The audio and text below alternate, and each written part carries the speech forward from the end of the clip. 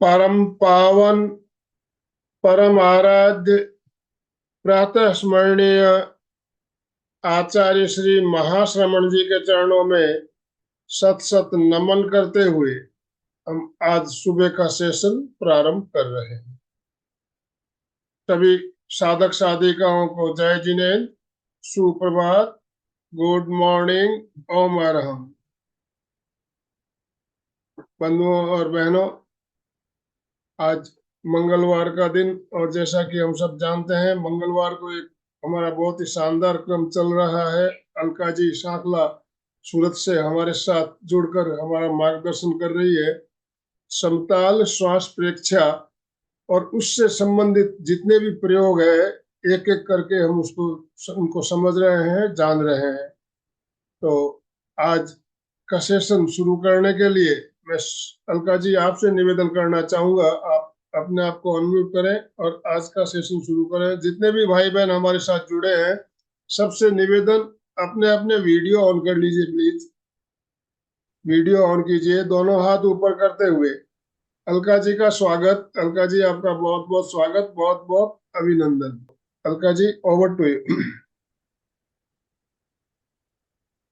Good morning, जय जिनेन्द्र, शुभ प्रभात। सभी एक बार स्ट्रेट, हाथ थोड़ा रिलैक्स कर दीजिए। यस थोड़ा यस। अपने आप को रिलैक्स कर दीजिए। हाथ को खींचिए, टाइट कर दीजिए, लेफ्ट राइट बैक। थोड़ा सा अपने आप को रिलैक्स, और इस तरह फेफड़ों को विस्तारित करना। श्वास के लिए फेफड़ों को तैयार करना होता है। ये फेफड़े हैं, ये सांस का काम करते हैं। तो हमें जब भी समय मिले फेफड़ों को हमें विस्तारित करना है, पीछे दबा के रखना है, ताकि थोड़ा हवा अंदर जाने के लिए उनकी तैयारी हो जाती है। और फिर उनको दबाना भी है, ये दबाना है, ये खींचना है। तो योगा में दो प्रक्रिया करनी होती है, दबाना होता है, खींचना होता है। दबाना होता है, इस तरह करने से वहां के आकुंचन प्रसरण के कारण कार्यक्षमता बढ़ती है और उसकी बहुत उपयोगिता जो है वो। और कुछ भी छोटे छोटे प्रॉब्लम्स अगर अटक गया है नाड़ियों में, इतने 72,000 नाड़ियां है, तो आप सोचो कहीं ना कुछ अटक जाता है कुछ। पर हमें तीन महत्वपूर्ण नाड़ियों पर ही ध्यान देना है। वो हम जानते हैं, ईड़ा, पिंगला और सुषमा। और मेन श्वास के लिए जो काम आती है वो हमारे सब फेफड़ों से जुड़ी हुई है। इसलिए फेफड़ों का व्यायाम करना आप कभी ना भूले। जब भी समय मिले, टाइम मिले, बात कर रहे कोई तो अपना आप ऐसे करते जाइए, कोई प्रॉब्लम नहीं है। That's great. दबा के कंधों को दबाना है, हाथ मतलब कोना दबाना, कोहनी दबाना अलग, और कंधों को खींचना, तो कंधे भी खींच जाते। यहाँ भी तनाव आ जाता है। तनाव आने से ये पूरी रीढ़ की हड्डी वगैरह सीधी, और सीधा बैठने का है, सीधा। चलिए, पहले सबसे पहले मन को शांत एकाग्र करना अलका है। जी, सौरभ जी का मैसेज आ रहा है, उनको सुनाई नहीं दे रहा है। सौरभ जी, आप अपने आप को एक बार डिस्कनेक्ट करके दोबारा ज्वाइन कीजिए। दोबारा ज्वाइन कीजिए। आवाज ओके है? आपके सेट में कोई प्रॉब्लम है? आपको आवाज नहीं आ रही है?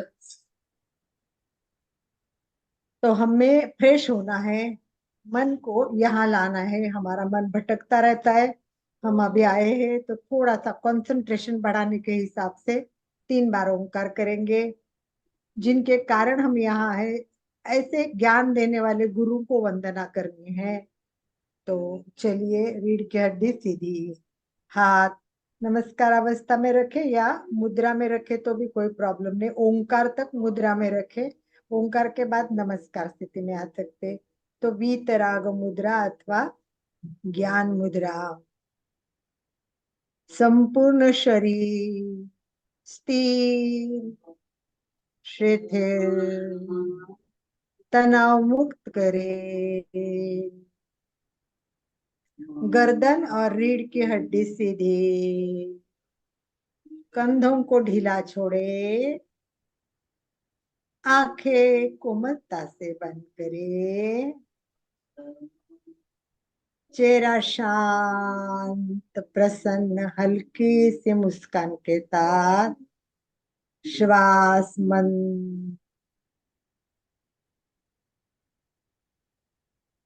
3 बार ओंकार ओंकार करने से पहले लंबा श्वास लेना ना भूले और म के लिए अधिक समय देना है।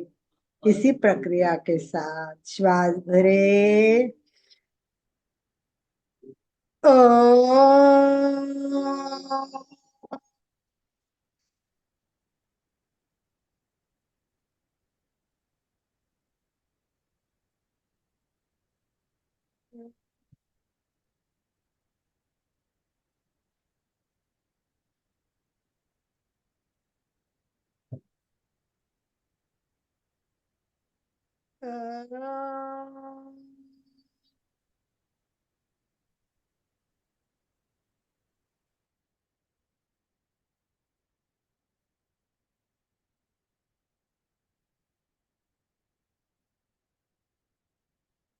दोनों हाथ नमस्कार स्थिति में सभी गुरुओं को आंखों के सामने लाते हुए प्रार्थना करें। गुरुर ब्रह्मा गुरुर विष्णु गुरुर्देवो महेश्वरा गुरु साक्षात् पर ब्रह्म तस्मै श्री गुरवे नमः गुरवे नमः गुरवे नमः।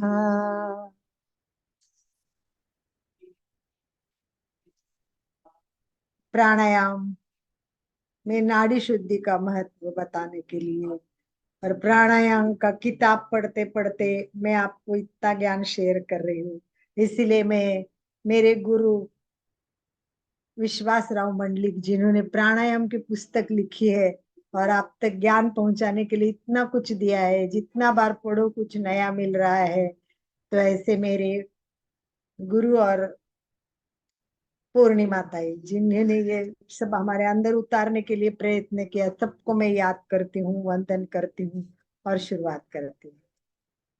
कहाँ से शुरुआत करें? डायरेक्ट आज प्रयोग से शुरुआत करें या कुछ पिछली बातों को रिपीट करें?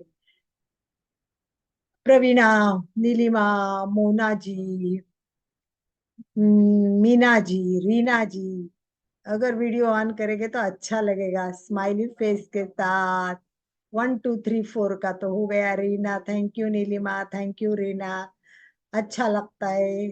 इतने दूर दूर बैठे हैं हम, बस एक दूसरे को। शिंगवी साहब है, उनके ना पीछे लाइट है, बैकग्राउंड में लाइट होती है ना तो वो चमकती है और चेहरा नहीं दिखता है। तो सी शिंगवी जो है उनके बैकग्राउंड में लाइट है। तो अनिल जी, जतन जी भी रोज बैठ रहे हैं सामायिक लेके, एकदम अच्छी तरह से सुन रहे हैं, बहुत बढ़िया। सब everyone is most welcome, most welcome.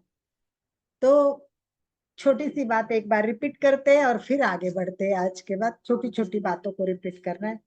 सबसे पहले नंबर 1, पतंजलि हो या हठ योग हो, घेरण से तो सब कहते हैं कि आसन में दृढ़ होने के बाद, उन्होंने शब्द यूज किया आसन में दृढ़, यानी अच्छा आसन सधने के बाद प्राणायाम शुरू करें। इसका कारण क्या हो सकता है? आसन में स्थिर सुख माने के बाद ही प्राणायाम करना है। तो एक छोटा सा प्रश्न के साथ कि भाई क्यों ऐसा कहा गया है कि पहले आसन में दृढ़ता लाओ और फिर आप अपना आसन शुरू करें, प्राणायाम शुरू करें।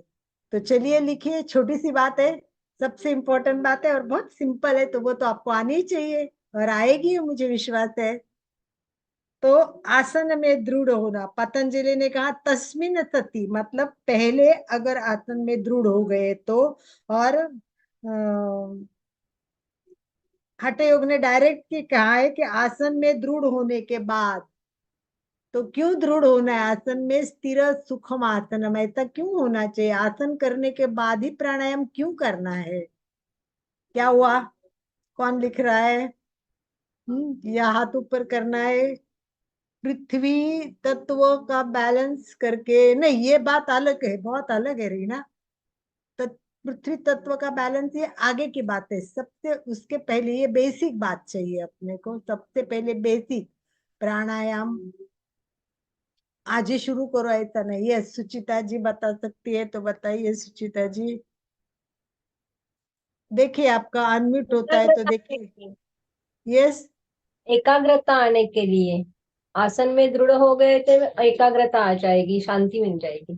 केवल एकाग्रता नहीं, उसके साथ और एक पॉइंट है। एकाग्रता नेक्स्ट पॉइंट है, उसके पहले इंपॉर्टेंट पॉइंट है। एकाग्रता तो चाहिए पर उसके पहले, चलिए टाइम वेस्ट नहीं करते हुए मैं सीधा ही बता देती हूँ। कोई बताने वाला हो तो हाथ कीजिए, नहीं तो मैं बता देती हूँ। तो सबसे पहले अगर प्राणायाम बॉडी में अंतर्मुखी, अंतर्मुखी शब्द नहीं है रीना जी, सिंपल शब्द है, बताती हूँ। कि आसन करते समय अगर हम स्थिर नहीं बैठे, यानी ऐसा लगा कि दर्द आ रहा है, तो प्राणायाम कहाँ से होगा? तो जहां प्राणायाम आसन में बैठ के सुख, क्या शब्द दिया है हमने प्राणायाम में? दो शब्द दिए।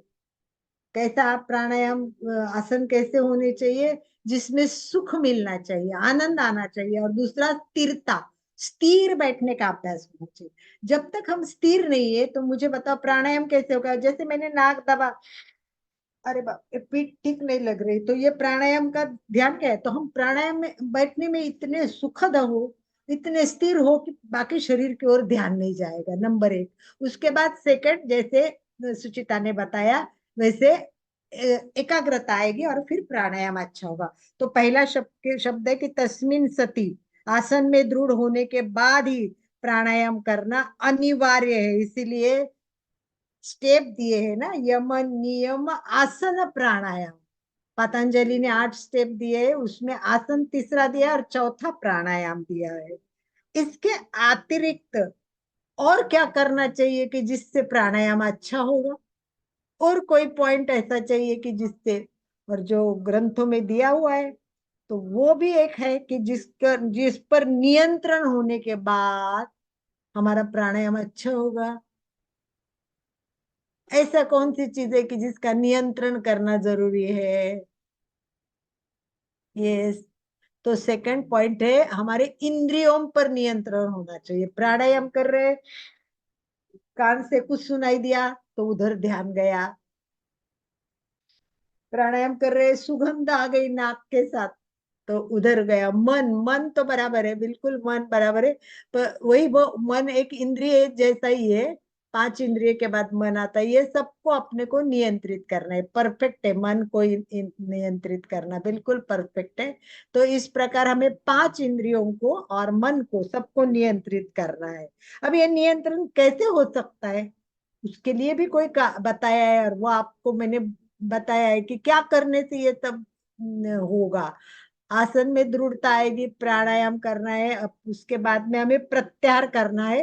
प्रत्याहार करने से ये सब नियंत्रित हो जाएगा, ये बात तो ठीक है। परंतु ये सब साधने के लिए हमें क्या करना चाहिए, क्या वो भी मैंने बताया हुआ है, क्योंकि ये सब मैंने आपको प्राणायाम की पूर्व तैयारी में हठयोग और घेरण संहिता क्या क्या कहते हैं उसमें ये सब पॉइंट बताए हुए हैं। एक ये पॉइंट बता सकते हैं तो कोशिश करना।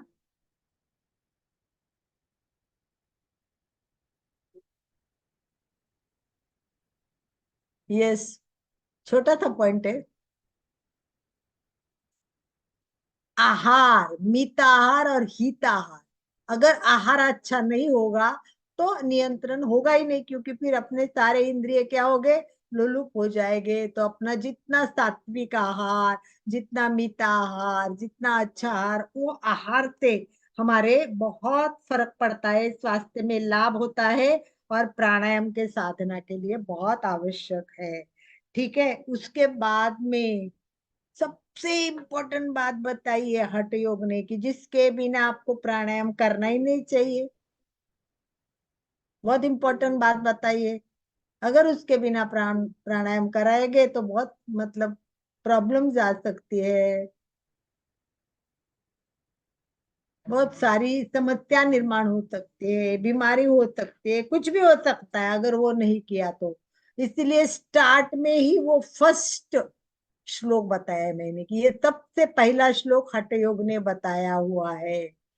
इसीलिए बस एक बार रिपीट करती हूँ, क्योंकि पिछला फिर भूल जाते हैं, याद नहीं रहता है, टू दी पॉइंट नहीं आता है। ये क्लियरिटी नहीं होगी तो आप आगे अच्छी तरह नहीं बढ़ोगे। तो मुझे लगता है कि सबको इतना आवश्यक मतलब क्लियर नहीं हुआ है। बहुत इंपॉर्टेंट पॉइंट है ये, तो क्लियर चाहिए ही था सबको। ये है कि बिना गुरु के प्राणायाम नहीं करना है। उसमें बताया है कि अगर गुरु का निर्देशन मतलब सही प्रकार का प्राणायाम करने का मार्गदर्शन नहीं होगा तो आपका प्राणायाम सही नहीं होगा। इसलिए अच्छा गुरु चाहिए, सही गुरु चाहिए। अगर शरीर शुद्धि, ये बाद में आएगा रीना जी, अभी नहीं आएगा शरीर शुद्धि। पहले तो गुरु होना चाहिए। अब गुरु को मालूम होना चाहिए कि आपको शुद्धि क्रिया करनी है, शरीर को शुद्ध करना है। अब गुरु को मालूम, गुरु नहीं है आपको, और आपको तो पता ही नहीं कि शरीर की शुद्धि करनी है, और आपने डायरेक्ट प्राणायाम कर लिया तो सही होगा नहीं, क्योंकि नाड़ी तब गंदगी से भरी होगी और फिर आपका प्राणायाम सही नहीं होगा, तो फायदा तो होगा ही नहीं। तो इसीलिए अच्छा गुरु हो कि जो आपको सहज समझा दे कि ये करो, ये करो, ये करोगे तो बहुत अच्छा रहेगा। जैसे उसको समझा, वो समझाएगा कि चले वातम चले चित्तम निश्चले निश्चलम भवेत। योगी तो ये वायु चलता है तो चित्त भी चलता है, वायु चलता है तो चित्त भी चलता है। वायु निश्चल हो गया, चित्त भी निश्चल हो गया। तो निश्चलता चित्त में आ जाए, इसीलिए अपने को स्थिरता प्राप्त करने के लिए वायु की गति का निरोध करना है। प्राणायाम करना यानी क्या करना है? वायु की गति का निरोध करना है। और वायु के निरोध करने के बाद एक इम्पोर्टेंट तत्व शरीर में जाना चाहिए, उससे सब कुछ हो जाएगा, सब कुछ अच्छा हो जाएगा। वो कौन सा इम्पोर्टेंट तत्व है जो शरीर में जाने के बाद तुरंत आपको बहुत सारे रिजल्ट आएंगे? और वो सही तरीके से तत्व अपने शरीर में ऑक्सीजन के साथ, उस पर ध्यान नहीं दिया तो आपके रिजल्ट अच्छे नहीं आएंगे। इसका कौन सा तत्व नहीं? ऑक्सीजन तो है, ऑक्सीजन के साथ रीना जी, ऑक्सीजन तो आता है जाता है, उसके लिए कुछ करना नहीं पड़ता है, परंतु ऑक्सीजन के साथ एक इम्पोर्टेंट बात है। चलिए, कुछ याद आता है किसी को तो बताइए। मन, मन ने, यस यस, बॉडी को, ये रीना ने अभी लिखा है, प्राण, प्राण इम्पोर्टेंट है। प्राण और मन नहीं, प्राण ही इम्पोर्टेंट है।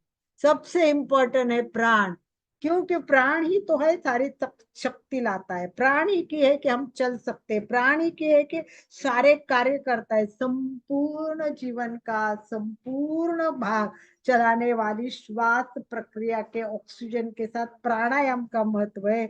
इसीलिए प्राणायाम का, और प्राणायाम के बाद आता है मन। रीना जी, प्राणायाम का पूरा वर्णन आएगा, उसके बाद मन आता है। क्योंकि क्या होता है, ये संपूर्ण श्वसन क्रिया है, ये हमारे मस्तिष्क के केंद्र द्वारा नियंत्रित की जाती है। और इन सारे शक्ति के पीछे मन होता है, मन होता है, इच्छा शक्ति होती है। तो प्राण शक्ति का नियंत्रण भी मन से होता है, सब कुछ होता है। इसीलिए वायु स्थिर करना, मन को शांत करना, ये सब इम्पोर्टेंट है। और इसके लिए भगवत गीता में भी कुछ बताया है, भगवत गीता में भी इस कुछ बताया, अर्जुन ने कुछ कहा है। अर्जुन ने कहा है, चंचल मना कृष्ण प्रमादी बलद्र, इसका अति चंचल मन को नियंत्रण करना अत्यावश्यक है। अर्जुन कहते हैं अति चंचल मन को नियंत्रित करना बहुत आवश्यक है, परंतु यह नियंत्रण इतना आसानी से नहीं हो सकता है, इतना आसानी से मन पकड़ में नहीं आ सकता है। और इस नियंत्रण का संबंध वायु से है, इस नियंत्रण का संबंध वायु से है। इसीलिए वायु स्थिर कर दिया, मन स्थिर हो गया। तो वायु को स्थिर करना, ये सब चंचल मन को स्थिर करने का सरल रास्ता है। और ये कर लिया, ये कर लिया अपन ने। तो अभी एक वाक्य में बता दीजिए, प्राणायाम हो गया, बहुत अच्छा हो गया, आपका सद गया प्राणायाम, नाड़ी शुद्धि अच्छी हो गई, सारे आठों प्राणायाम आ गए, सब कुछ बेस्ट हो गया, तो रिजल्ट क्या आएगा? रिजल्ट क्या आएगा इसका? एकदम एक वाक्य में रिजल्ट बता दीजिए, एक वाक्य में। जैसे आसन के लिए हम बोलते स्थिर सुखम आसनम, स्थिर होना चाहिए, आसन में सुख आना चाहिए।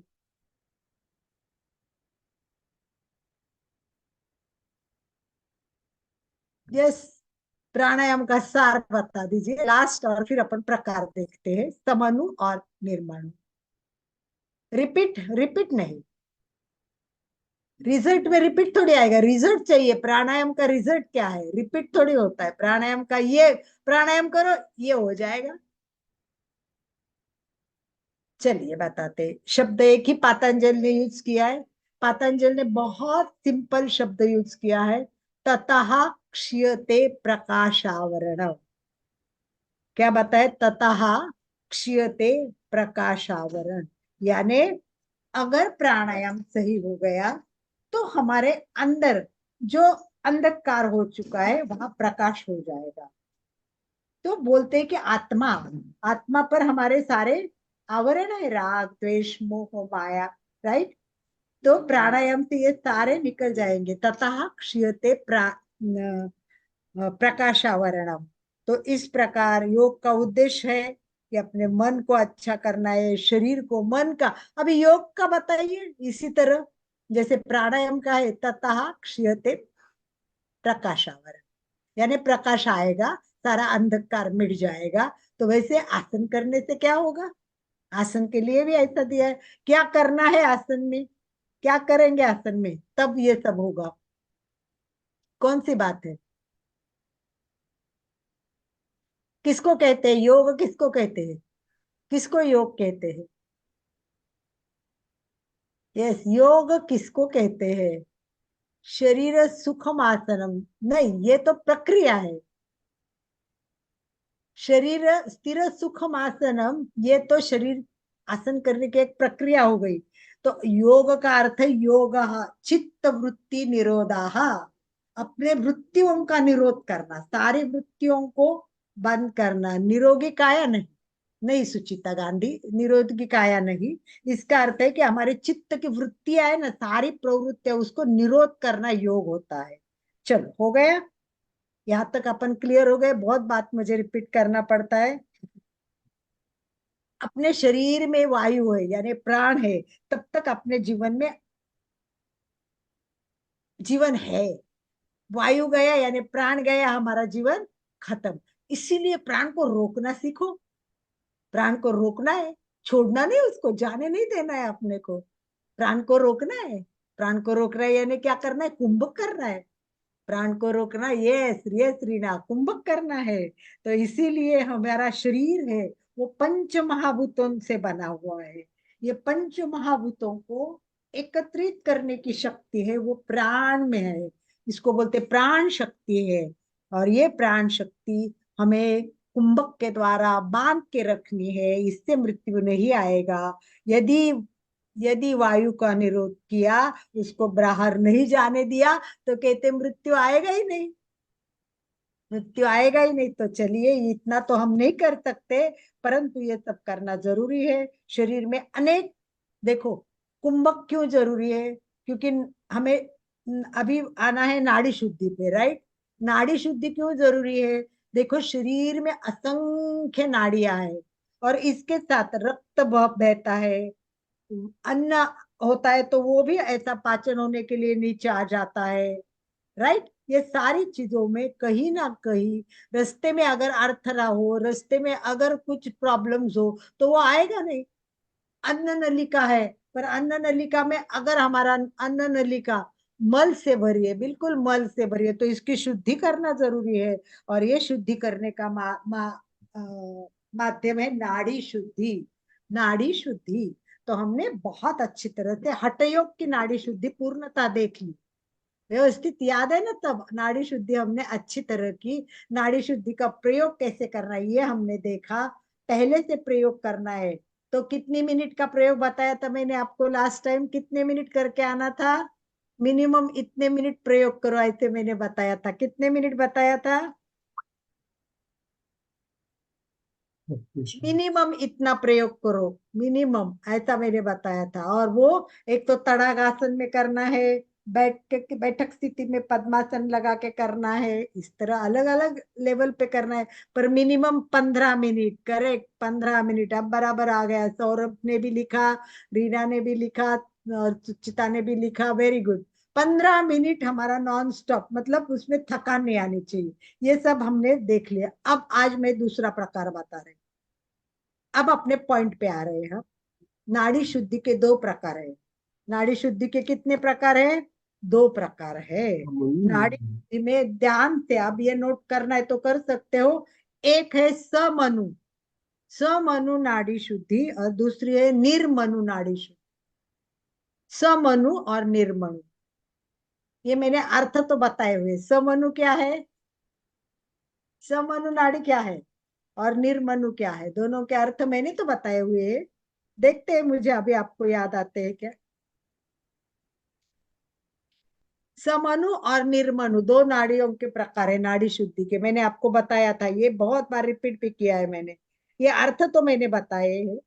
एक बार अगर याद आते हैं तो लिख लीजिए, समनु और निर्मनु।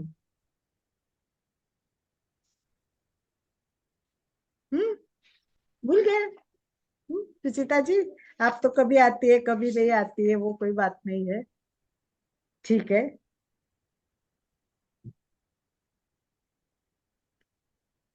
चलो लास्ट, आज तो वर्णन ही करना है 2 नाड़ी शुद्धि का। तो 2 नाड़ी शुद्धि है, आपको याद नहीं आ रहा है तो मैं बता रही हूँ। ये हठ योग में नहीं बताई, ये घेरण संहिता में बताई।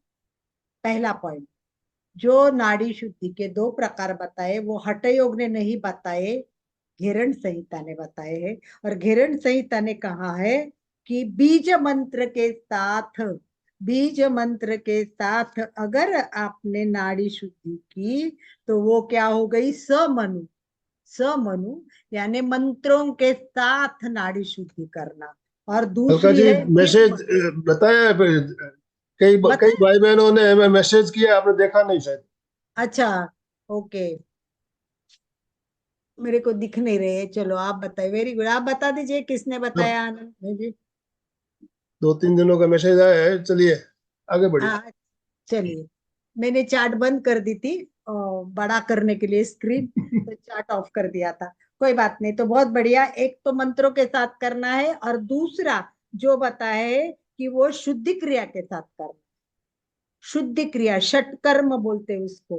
तो समनु है, वो हमें मंत्र के साथ करने। अब ये मंत्र कौन से है? देखो ग्रंथ में इसके बारे में बहुत कुछ बताया, मैं इतना डीप डीप डीप डीप में नहीं जा सकती, इसलिए आप पुस्तक खरीदी करो और डीप में जाओ। मैं शॉर्ट में बताऊंगी कि जो मंत्र है ना, यम, लम, हम, ये जो मंत्र है ना हम बोलते हैं, ये सब मंत्र इसमें यूज करने। यम, पहला मंत्र यम, यम, यम। अब इसको कैसे यूज करना है मैं आपको बता दूंगी। कि ये इसमें दिया है कि हमने नाड़ी शुद्धि देखी। अब नाड़ी शुद्धि में मैंने आपको 3 प्रकार बताए। नाड़ी शुद्धि मतलब अंकों के साथ होती है, तो मैंने 3 प्रकार की नाड़ी शुद्धि, प्रकार 3 हो जाते हैं। एक तो अधम, अधम नाड़ी शुद्धि, एक तो मध्यम नाड़ी शुद्धि, और एक तो उत्तम नाड़ी शुद्धि। याद है क्या इतना तो? अधम, मध्य और उत्तम नाड़ी शुद्धि। अब बताइए किसको, जिसको याद है वो, कि अधम क्या है, मध्यम क्या है और उत्तम क्या है। क्योंकि अब ये आगे का वर्णन बताना पड़ेगा ना मुझे सब का, तो इसका उपयोग मुझे बेसिक का आपके साथ करना पड़ेगा। तो चलिए बताइए। यस, आनंद भाई जी आप पढ़ के दिखाइए, नहीं तो मैं खोलती हूँ, मुझे ना दूसरे इस पे खोलना पड़ेगा, क्योंकि मेरे ये दोनों पर मेरा कंसंट्रेशन नहीं होता है फिर। यस, एनीवन, या बताना चाहते तो भी बता सकती। यस, करेक्ट लिखा है स्मिता ने, 12, 48, 24। अधम, अधम बिल्कुल सही, perfect, wow, good job Smita ji Nalawade, बिल्कुल सही बताया आपने, परफेक्ट। और बताइए मध्यम, मध्यम क्या है? ये बता सके तो आप मध्यम भी बता सकोगे, मुझे पता है। ये 16, 64 और 32, करेक्ट, वेरी गुड। और लास्ट बेस्ट उत्तम प्राणायाम, उत्तम नाड़ी शुद्धि प्राणायाम, 20, 80, 40। गुड जॉब स्मिता जी, बहुत बढ़िया। स्मिता जी ने सबके सब बता दिए। तो एक बार स्मिता जी के लिए ओम आरंभ करें। ओम अरहम, ओम अरहम, ओम अरहम। Very good, very good. Yes Smita ji, बहुत बढ़िया। अच्छा लगता है जवाब आते हैं ना, तो ऐसा लगता है कि मेरे सिखाने का कुछ फायदा हो गया। तो मैंने ये भी बताया इसके साथ कि ये करने के बाद क्या होगा, मतलब शरीर पर कुछ परिणाम होते हैं। मध्यम प्राणायाम करने से क्या होगा, उत्तम प्राणायाम करने से क्या होगा, और उत्तम, सब तीनों प्राणायाम के मुझे रिजल्ट चाहिए। यस। पसीना, किसमें पसीना आता है स्मिता जी? स्मिता जी को एक बार ऑन वो कर दीजिए, अनिल भाई जी, आनंद भाई जी। स्मिता जी आप बता दीजिए एक बार, आपको अनम्यूट कर देते हैं। स्मिता कहाँ है? स्मिता का मुझे तो दिख नहीं रहा है, स्मिता का चेहरा भी नहीं दिख रहा है। आनंद भाई जी आपको दिखता है तो आप कर लीजिए। स्मिता आप, हाँ स्मिता, यस, अनम्यूट कर लीजिए, हाँ बात कीजिए स्मिता जी, बता दीजिए। बहुत अच्छा बता रही है आप, बड़ा बोलिए। अधम के लिए कंपन होता है, फिर पसीना आता है। फिर भूल गई सर। कोई बात नहीं, तो इतना बताया वो भी बहुत बढ़िया। कहाँ से हो स्मिता आप? मुंबई से। मुंबई से हो, और आपने पहले कुछ किया हुआ है इसका दूसरी जगह मैंने या योग थेरेपिस्ट किया हुआ है।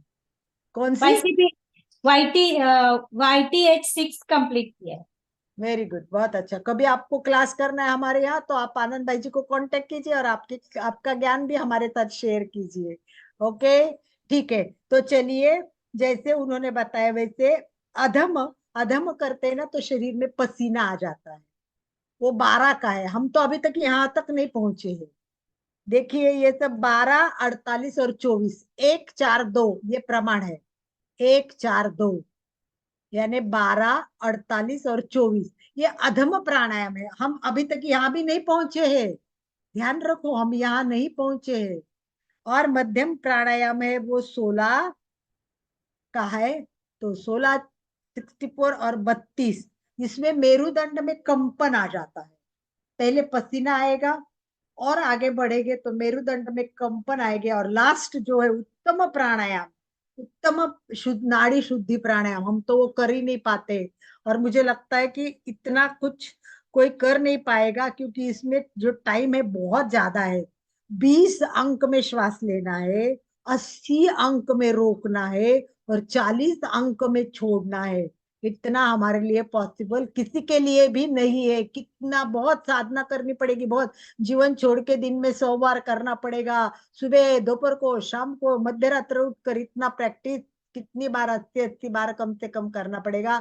और जब आप उत्तम प्राणायाम में पहुंचेंगे तो इतने हल्के होंगे कि आप आकाश गमन कर सकते हो, आकाश गमन कर सकते हो, ऐसा बताया।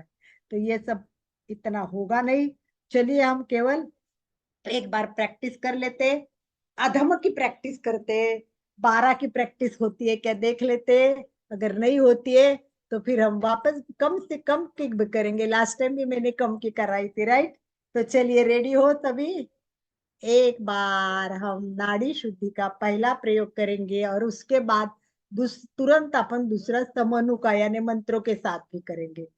Everyone must be ready, please please. मैं रिक्वेस्ट करूंगी विजया बोथरा और संगीता जी, दीपा जी, ज्योति जी, अपने वीडियो ऑन करें। प्रवीण, बहुत अच्छा लगेगा। मोना जी, वीडियो ऑफ करते हो ना तो मजा नहीं आता, चेहरे देख के वाह। Thank you Deep, thank you Deepa, thank you Deepa.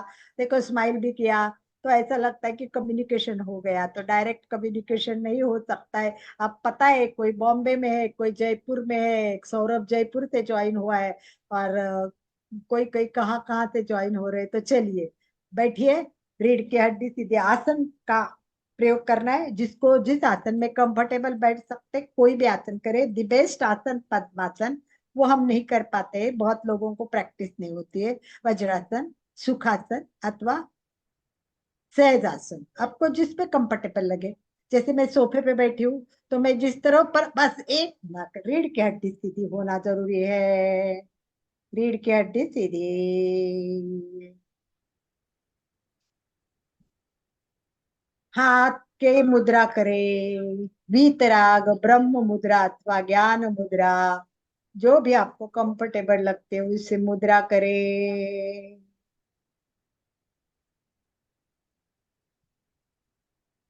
आंखें कोमलता से बंद करे, चेहरा शांत, प्रसन्न, हल्की सी मुस्कान के साथ रिलैक्स में बैठे, श्वास मन,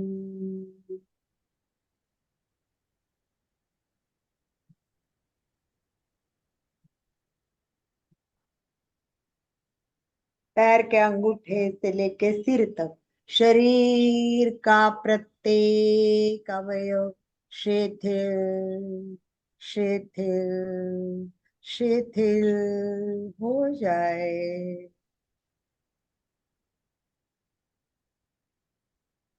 संपूर्ण शरीर स्थिर शिथिल तनाव मुक्त करे।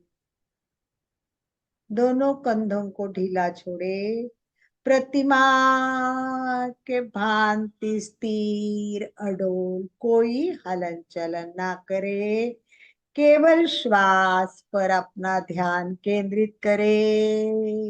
हाँ, दमे के पेशेंट और हार्ट हार्ट के पेशेंट अपने शरीर की क्षमता अनुसार करें। यस, कोई भी प्रॉब्लम हो, किसी को जो भी प्रॉब्लम हो, कुछ भी, केवल हार्ट की नहीं हो, कोई सर्जरी हो चुकी हो या कभी कुछ दिक्कत हो पेट में, तो कोई भी नॉर्मल व्यक्ति इसको करे और बाकी सब अपनी मर्यादा अनुसार। थैंक यू आनंद भाई जी, बिल्कुल सही परफेक्ट बताया आपने। तो हम कोशिश करेंगे, देखो 12 करेंगे, कोशिश करनी है 48 और 24। मेरे को पता है इतना नहीं होगा, 2 बार, तीन तीन बार करके देखते हैं। तो अपनी अपनी मर्यादा देखो कि मेरा 12 तक श्वास जाता है कि नहीं जाता है। 12 तक तो शायद किसी का जाएगा, पर 48 रोकना बहुत मुश्किल होता है। चलो एक बार ट्राई करते, पहली बार ही ट्राई करके रुक जाते हैं, एक बार पहली बार ही ट्राई करते। देखो पूरा कंसंट्रेशन श्वास पर। रेडी हो ना? चलो मैं गिनती हूँ और आप करते जाइए। श्वास भरे, 1 2 3 4 5 6 7 8 9 10 11 12, रोके,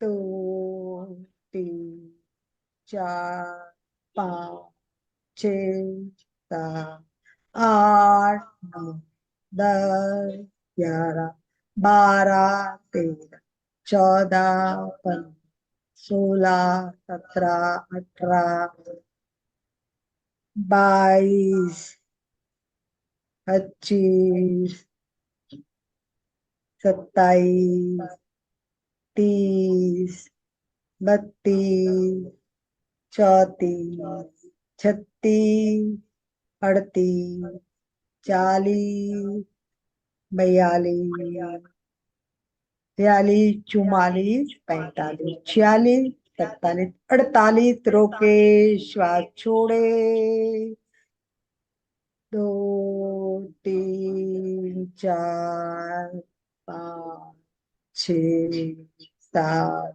8 9 10 12 13 14 15 16 17 18 19 20 21 22 23 24, स्टॉप।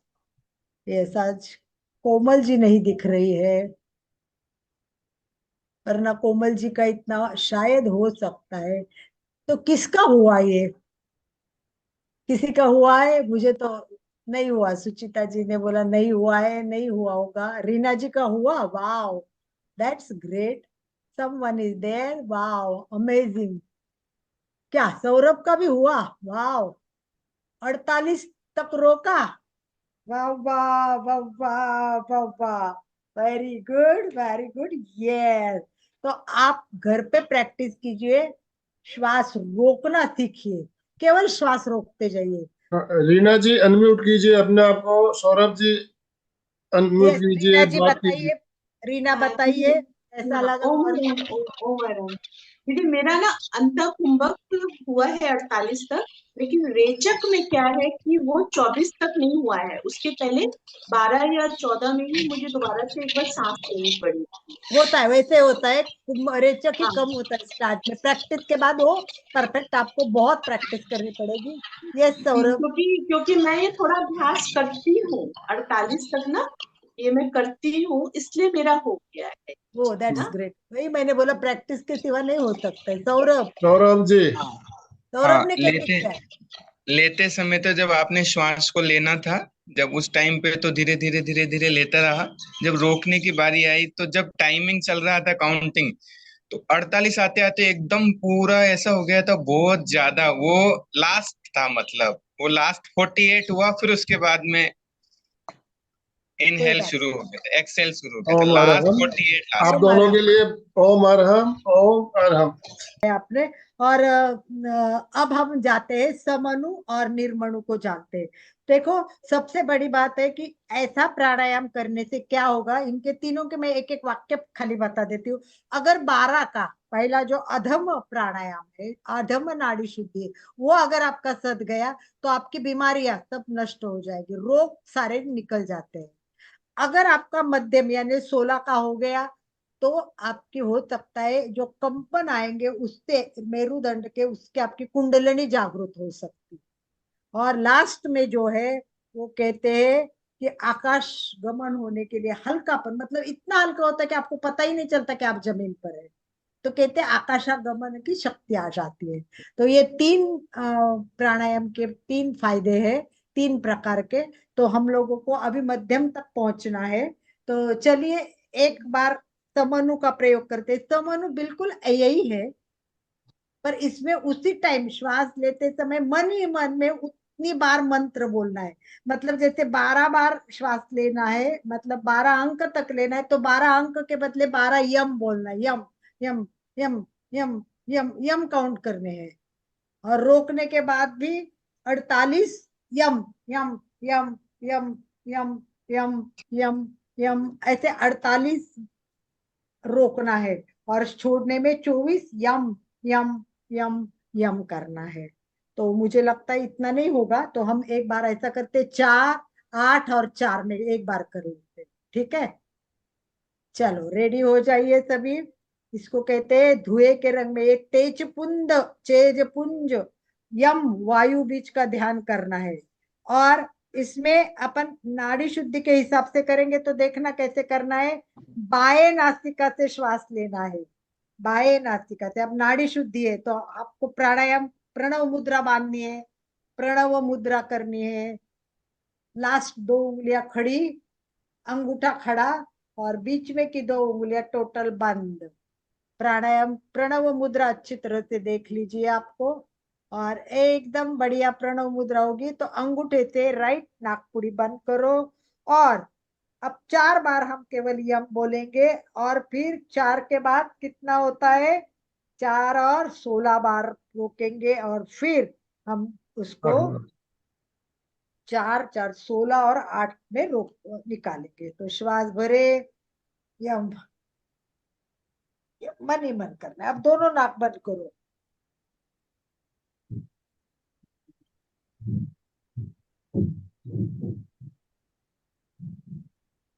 16 हो गए। अब आपको लेफ्ट से,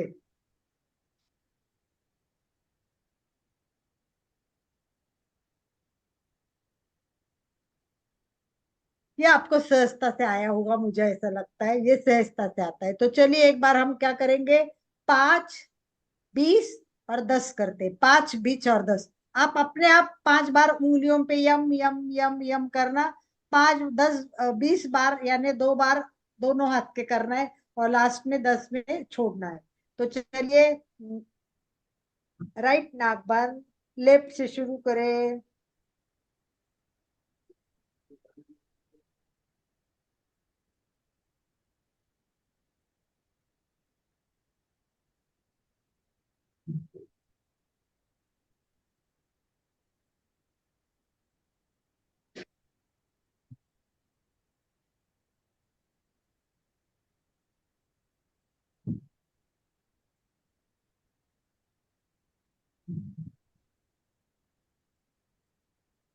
ये तो आराम से हो गया मेरा भी।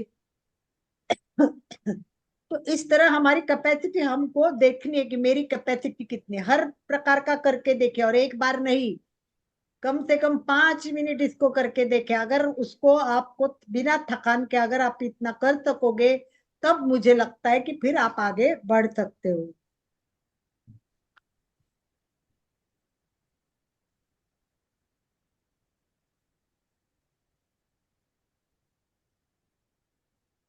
चलो एक और प्रकार बता देती हूँ मैं, मंत्र के साथ। कम कम मंत्र है, क के ऊपर बिंदी, कम कम कम कम कम कम कम कम। और ये कहाँ करना है, देखो नासाग्र पर, ये नासाग्र पर किरण युक्त चंद्र का ध्यान करना है, चांदनी के प्रकाश की भावना यहाँ लानी है, और यहाँ नजर स्थिर करते हुए हमको कम का उच्चारण करना है। हमने 5 में सक्सेस कर लिया है, तो चलिए एक बार 8 में कर लेते हैं। 8 छोड़ने के लिए तो 16 है, और बीच में कितने आएंगे, 64, राइट। 8 32 16। 32 16, सॉरी 32 आएंगे। 8 32 16, तो चलिए शुरू करते। नजर नासाग्र पर, पहले कल्पना करो किरण युक्त चंद्र दिख रहा है, चांदनी का प्रकाश आ रहा है। इसी भावना के साथ अपने नाक के अग्र भाग को देखते जाइए, चंद्र का प्रकाश, शीतलता, चांदनी, और फिर नाक बंद और कम कम कम कर लीजिए।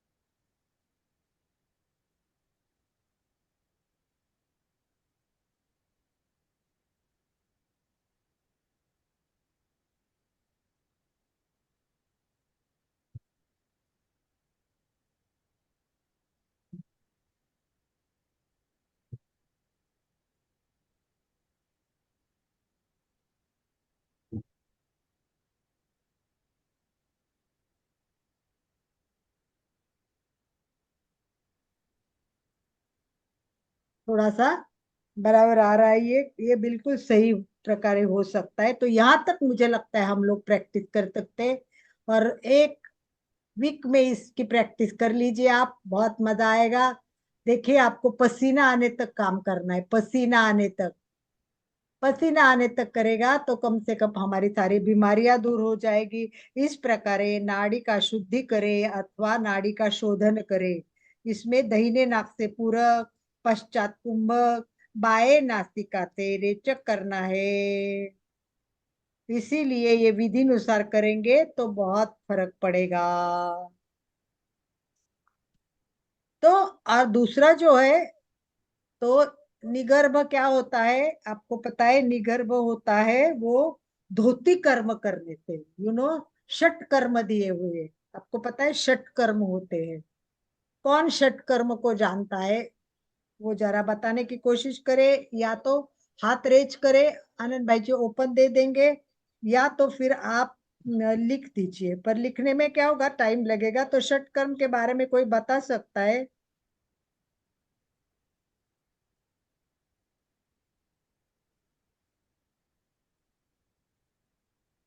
यस एनीवन, षट कर्म कोई जानता है, शुद्धि, यस।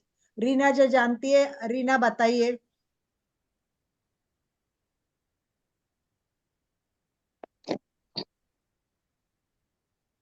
आप अनम्यूट है रीना जी, बोलिए। अच्छा, जय जिनेन्द्र। हाँ दीदी, षटक्रम 6 प्रकार के होते हैं, जिसमें कि जो कि हमारी शारीरिक शुद्धि करते हैं। नेति, बस्ती, नौली और त्राटक है उसमें। और नेति, बस्ती, नौती, नेति, बस्ती, नौली, बिल्कुल बिल्कुल सही बता रही है आप, डोंट वरी, पर त्राटक, बोलो बोलो, कोई बात नहीं, अच्छी तरह बता रही है आप। नौली। नौली भी है एक इसमें। अभी मतलब मैं जो क्रम है, वो क्रम में थोड़ा सा मिस्टेक हो रही है। इस तरह करके 6 षट क्रम है, जिसमें कि मतलब मैं नेति और बस्ती तो मैं करती हूँ, मतलब ये 2 चीजें मैं करती हूँ। वेरी गुड, वेरी गुड, बहुत अच्छा, बहुत अच्छा। रीना करती है शुद्धि क्रिया, इसके लिए ओम अरहम। ओम देखिए, अरहम। देखिए, ये षट क्रिया बहुत बहुत बहुत जरूरी है। आप सोचो, कल्पना करो कि आपका घर है, कचरे से भरा हुआ है, गंदा घर त्राटक पड़ा भी है, है, हाँ, नीति आप रहोगे दृष्टि क्या? मूली यस त्राटक। यस रीना, आप सोचो, एकदम मैले कपड़े, गंदे कपड़े आपको पहन के जाना अच्छा लगेगा क्या? साफ सुथरा होता है तब अच्छा लगता है। मैं खुद देखती हूँ, मैं सफाई कम करती हूँ, तो गंदगी देखते तो मन में तो आता है वाह कितना गंदा पड़ा है, तब ऐसा लगता है साफ होना जरूरी है। वैसे अंदर की क्रियाएं, अंदर शरीर में ना 72,000 नाड़ियां है। कभी गलती से हम, ज्यादा तेल होता है खाने में आ जाता है, कभी मैदा आ जाता है, मोवश हम बाहर की चीजें भी खा लेते, कभी तली हुई खाते, तो ये सब हमारे नाड़ियों में चिपक जाती है और पूरी गंदगी होती है और वो आधे आधे बंद होते हैं। जितनी शत कर्म करोगे आप, उतना बहुत बहुत बहुत फायदा होगा। सबसे पहले मैंने बोला ना, सिंपल नाक को साफ करना जरूरी है। और नाक के लिए जल नेति, इस नाक से पानी निकालो, उस नाक से निकल जाएगा। सिंपल है, पहली जल नेति। सेकंड, बहुत पानी पीना है और इसमें हल्का सा नमक डालना है। नमक शरीर का झाड़ू है, तो बहुत बहुत बहुत बहुत पानी पीना है। 1 लीटर 2 लीटर, अब पानी बाहर आ रहा है, इतना पानी पीना है। और विशिष्ट प्रकारे ढुक के उंगली डाल के पूरा बाहर निकालना है, उसको कुंजल कहते हैं, कुंजल। तो ये कुंजल बहुत उपयोगी है। तीसरा है वो शुद्धि क्रिया में कपाल भाती है। सब लोग कपाल भाती को प्राणायाम कहती है, प्राणायाम नहीं नहीं। है। कपाल भाती एक शुद्धि क्रिया है, और जिसने आपको कपाल भाती प्राणायाम बताया, समझ लो उस गुरु का ज्ञान कितना है। चौथा है वो त्राटक है। त्राटक यानी एक चीज पर ध्यान रखना है, आंखों के सामने कुछ ना कुछ रखना है। मोमबत्ती बोलते थे, पर मोमबत्ती नहीं हो तो टिक्की भी अगर अपनी वॉल पे लगाओगे और डिस्टेंस बराबर करके एक टक उसको देखेंगे तो बहुत अच्छा है। और उसके बाद में आता है शंख प्रक्षालन। शंख प्रक्षालन बहुत इंपॉर्टेंट है। शंख प्रक्षालन तो मुझे इतना अच्छा लगता है। ये शंख प्रक्षालन है ना, ये बोलते मुख द्वार, मुख द्वार से गंदगी हो शुरू होती है, पूरे शरीर में फैलते फैलते गुदद्वार तक जाती है।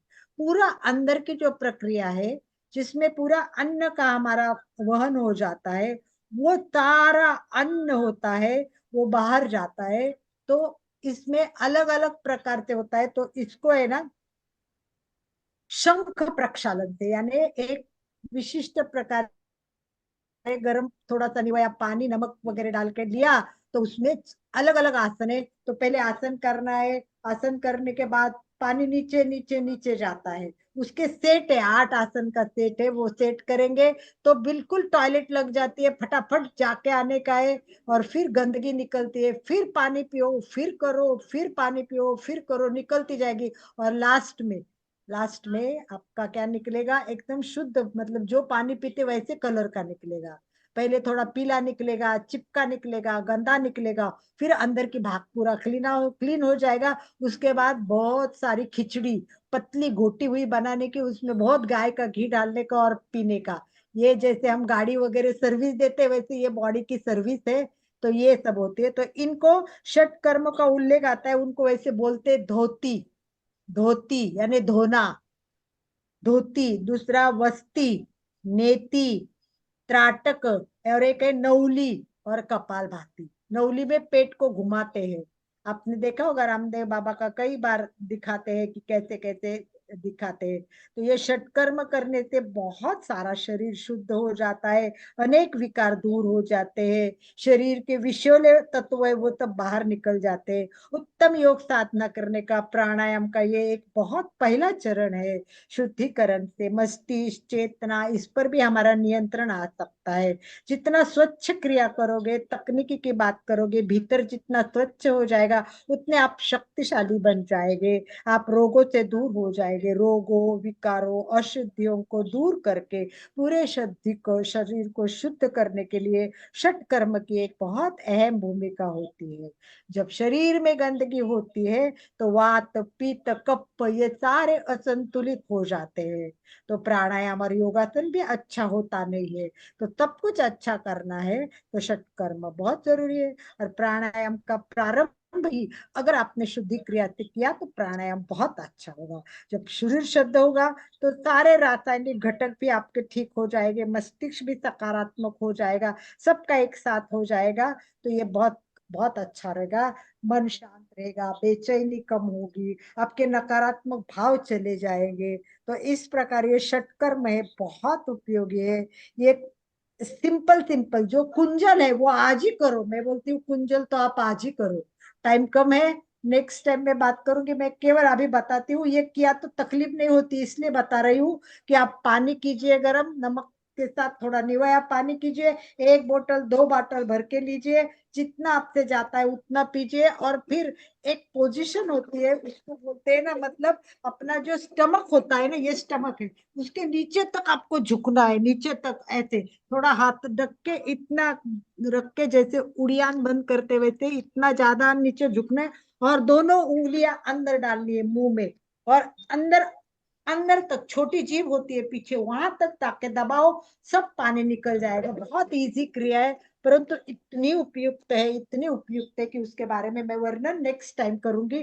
तो ये सब करने के बाद जो शुद्धि क्रिया करते हैं उसको कौन सी बोलते हैं? निर्मणु। निर्मणु षट क्रिया के बाद, शुद्धि क्रिया के बाद जो होती है निर्मणु।